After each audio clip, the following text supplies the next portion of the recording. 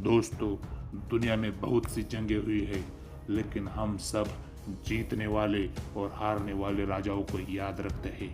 लेकिन हम जो जंग में अपनी जान दांव पर लगाते हैं उनको याद नहीं रखते। तो आज हम ऐसे इंसान के बारे में बात करने जा रहे हैं जो ना कि राजा था, ना ही एक योद्धा।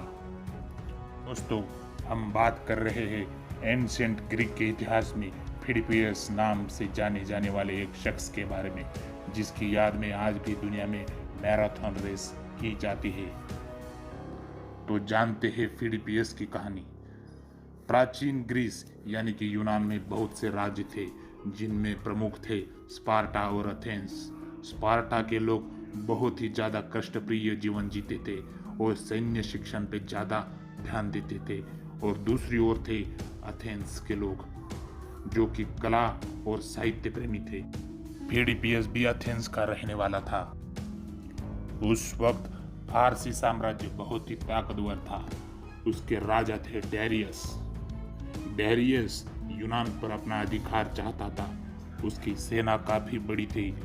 उसने एथेंस और दूसरे यूनानी राज्यों को अपने अधीन होने का प्रस्ताव रखा। यूनान के राज्यों ने इसे ठुकरा दिया। तभी राजा डेरियस ने यूनान को कब्जे में करने के लिए 490 ईसा पूर्व में यूनान पर हमला कर दिया। फारसी हमले का मुकाबला करने के लिए अथेनियन सेना तैयार थी। 490 ईसा पूर्व में यूनान के मैराथन इस जगह पर यह युद्ध हुआ। इस युद्ध में अथेनियन सेना जाबाज तरीके से लड़ी और अपने से कई गुना ज्यादा फारसी सेना को बुरी तरह परास्त कर दिया। ये जीत यूनानी सैनिकों के लिए बहुत बड़ी थी। फिलिपियस इतना खुश हुआ कि हम जीत गए, मातृभूमि का संकट टल गया।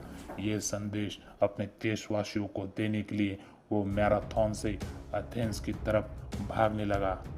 मैराथन और एथेंस की दूरी थी 42 किलोमीटर, लेकिन फिलिपियस इतना खुश था कि वो जंगलों, कटीलों रास्तों और उबड़ खाबड़ रास्तों से भागता चला गया। जब वो एथेंस की सीमा में पहुंचा तो उसके पैर खून से सन गए थे। उसकी छाती फूल रही थी।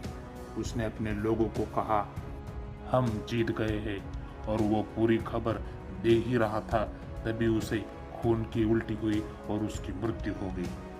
तभी से यूनान में अपनी मातृभूमि से प्रेम करने वाले एक सैनिक फिलिपियस की याद में मैराथन की रेस की जाने लगी।